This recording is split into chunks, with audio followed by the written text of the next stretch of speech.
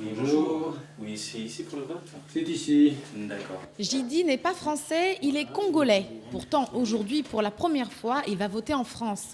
Un vote symbolique puisqu'il s'agit d'un référendum populaire sans valeur légale destiné à promouvoir le droit de vote et d'éligibilité des étrangers aux élections locales.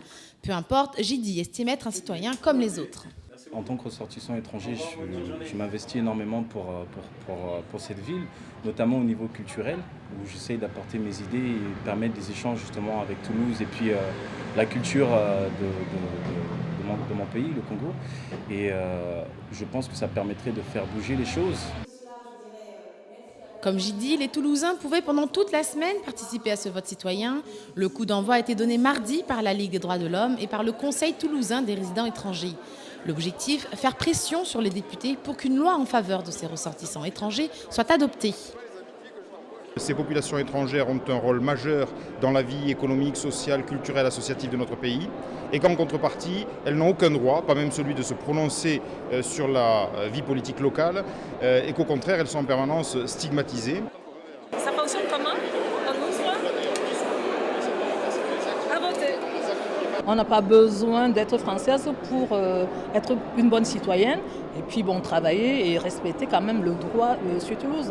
Cette problématique ne date pas d'aujourd'hui. Déjà en 1981, François Mitterrand l'avait inclus dans son programme.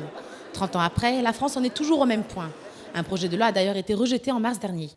En France, on a privilégié plutôt l'accès à la nationalité que l'accès à la citoyenneté de résidence.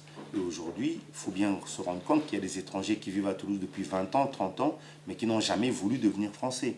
Ils vivent à Toulouse parce qu'ils s'y plaisent. Alors doit-on continuer à les écarter des élections ou peut-on dire que ces étrangers-là font partie de la ville de Toulouse, sont souvent commerçants, sont souvent artisans, sont souvent d'ailleurs acteurs économiques? L'opposition, elle, ne partage pas du tout ce point de vue.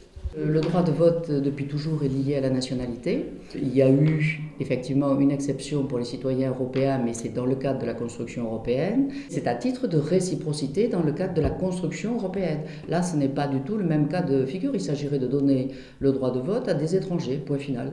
En vertu de quoi, pourquoi, on n'en sait rien. Alors, en attendant de pouvoir voter, Jidi poursuit son engagement auprès de son association. L'objectif, en fait, c'est de pouvoir promouvoir tout ce qui est culturel sur la ville de Toulouse, permettre aux jeunes talents de pouvoir avoir accès à tout ce qui est enregistrement, communication, pour pouvoir mettre en place leurs projets artistiques dans la ville.